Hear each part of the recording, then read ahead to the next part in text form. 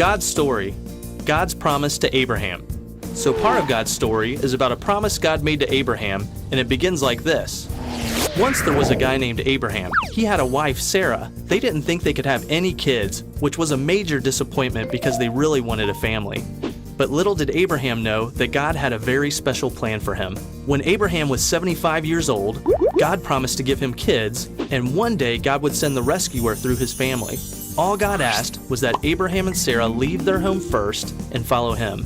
Now, they had a tough choice to make: leave all their friends and trust God, or stay comfortable. This was not easy. See, Abraham really wanted kids, but was already pretty old. Sarah was getting up there too. Not to mention, she had never been able to get pregnant. So if Abraham and Sarah were going to leave their home and trust in God's promise, they had to believe that God would do something that seemed impossible. The good news is, they decided to trust that God would keep his promise. That's always the right choice. So Abraham and Sarah moved from their home to a land called Canaan. Right away, God reminded Abraham of his promise. He said, "I will make your children like the dust of the earth." Can specks of dust be counted? If they can, then your children can be counted. This was God's funny way of telling Abraham he would have a lot of kids, because nobody can count every piece of dust. Well, this promise seemed great, but after a while, Abraham and Sarah still had no kids, let alone as many as the pieces of dust. Now, they were really old. Sometimes God doesn't remind us of his promises because he wants us to learn to trust him. But God took Abraham outside at night and told him to look at the stars. He reminded Abraham that he would give him that many kids. So Abraham decided to keep believing God. He and Sarah waited again. After more years, he got impatient. This time, God told Abraham, by next year, Sarah will have a son. But by now, Abraham was 99 years old. He and Sarah had both given up on having kids and God's promise. In fact, when Abraham told Sarah what God said, she laughed. It's probably not a good idea to laugh at God's promises, but Sarah was tired of waiting and had stopped trusting. The great thing is, even if we think it's impossible, God really does keep his promises. And just like God promised, Sarah got pregnant the next year after Abraham's 100th birthday. When her son was born, she named him Isaac, which means laughter. Sarah said, "God has given laughter to me. Everybody who hears about this will laugh with me." And think about it. A really old lady having a baby is pretty funny. God kept his promise to give Abraham and Sarah a son. Even though they didn't think it was possible, it was easy for God because he can do anything, including giving old people babies. And remember how God was going to give Abraham as many children as the stars in the sky? Well, Isaac grew up and had children who had more children who had more children. This kept going and going and going. And guess who eventually was born in Abraham's line? The rescuer himself, God's son, Jesus. All because Abraham followed God and trusted God to keep his promise. And that's the story of God's promise to Abraham. So in case you missed it, here's the quick version. Abraham and Sarah were old. God promised to give Abraham kids. Abraham and Sarah waited. They got impatient. God reminded them he keeps his promises. Abraham and Sarah waited more. They got impatient again. God told them Sarah would have a baby. Sarah laughed. She had a baby. Jesus was eventually born into their family. God always keeps his promises. And that's a part of God's story. Hey everyone, welcome to another exciting episode of Family Moments, where we use really cool object lessons that teach the truth about what matters most. Exactly. And today, we're going to have some fun with this. Milk duds? I love milk duds. Can I have some? Not just yet. We've got a lesson to teach. Please, just a couple. Sounds like you're trying to milk Dad. Can I at least have one? I better get rid of these things. Watch.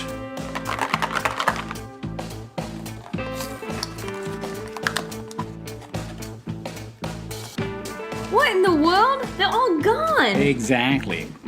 But how did you make them disappear? Let's just put it this way. They were delicious. Oh, here you go. No thanks. Thanks.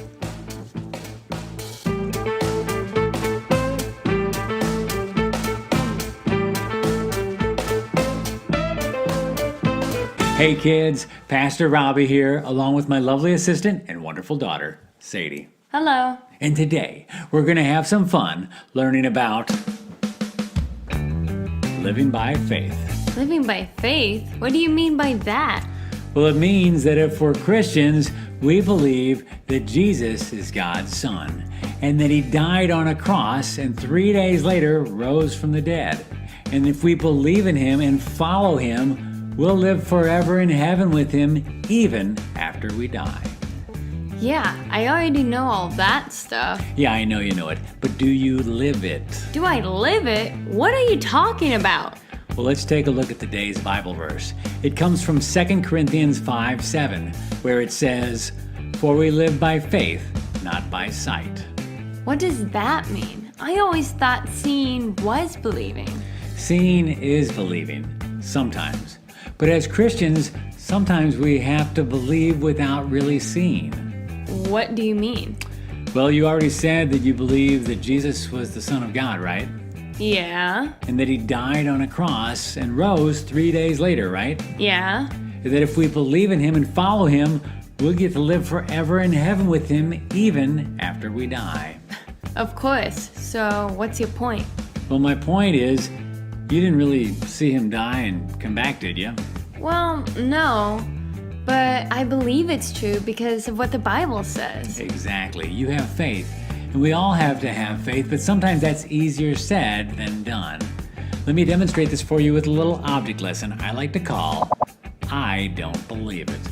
All we're going to need is some water, a couple of Pyrex beakers, a Pyrex stirring stick, and some Wesson oil. Now, if I fill this beaker with water and then put the stirring stick inside, it's pretty easy to see, isn't it? Of course, it's right there. And that's how most people live. They've got to see it to believe it.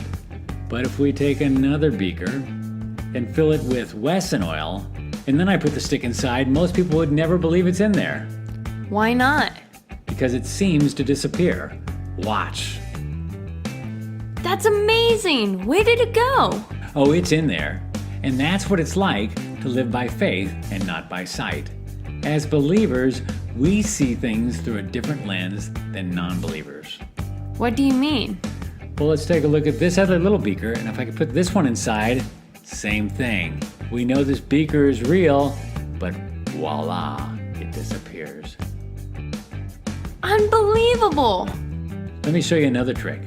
Let's take this other beaker that has both oil and water. The oil is on top, and when we put the stir stick inside, we know it's there, even though you can't see it until it comes to the water. Cool. If I pull it back, it's hidden again, but is it in there? Yeah, Are you sure? of course. How do you know? You can't really see it. I just know. That's how faith works. As believers, we have to live by faith, not by sight. And the best way to do that is by reading the Bible, so we can become very familiar with what is true. Let me give you one more example. Do you see this huge vase filled with water? Yeah, Well, what's in there? nothing, just water. Are you sure? It is just water, right?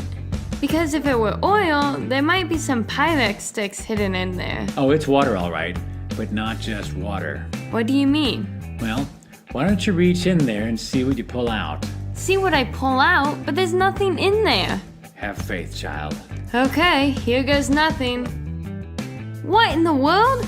Where did these come from? They're Orbeez balls, which become invisible in water. Amazing! I'll never doubt you again. Well, it's just like when Jesus appeared to doubting Thomas. He said, "Because you have seen me, you have believed. Blessed are those who have not seen and yet have believed." So, even though I've never seen Jesus in person, I'll be blessed by believing in him? Exactly. Living by faith is a beautiful thing. So, Sadie, what did you learn today? I learned that even though seeing is believing, as Christians, sometimes we have to believe even without seeing. It's called living by faith. Exactly.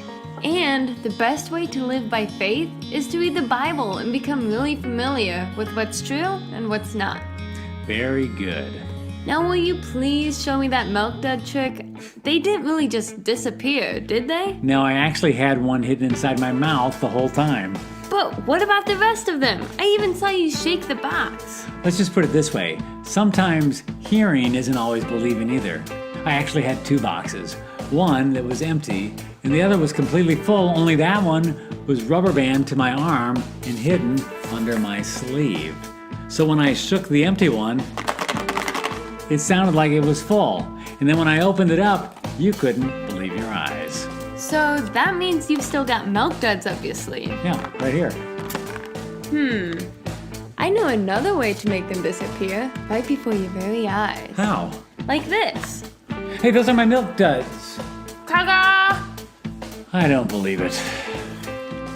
Here you go. You can have them back. Gee, no thanks. Oh, brother.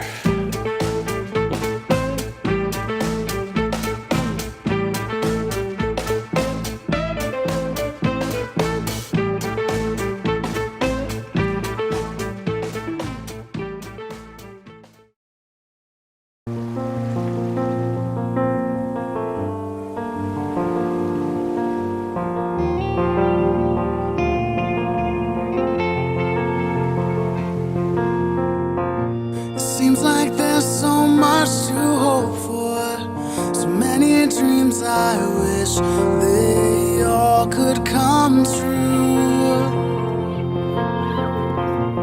When I think about your ways, Lord, it gives me so much faith in all that